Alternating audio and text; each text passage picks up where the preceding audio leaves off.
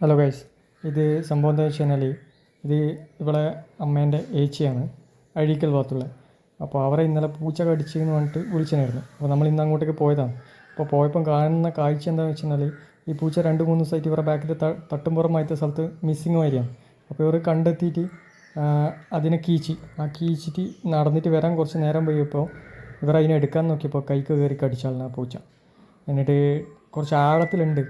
എന്നിട്ടത് അതിനടിക്കുന്ന ഈ പൂച്ചയെല്ലാം കടിച്ചാലും മൃഗങ്ങളെല്ലാം കടിച്ചാലും അടിക്കുന്ന ആ സാധനവും കണ്ണൂർ ആശുപത്രിയിൽ നിന്ന് അടിച്ചതിന് ശേഷം വന്നതാണിത്.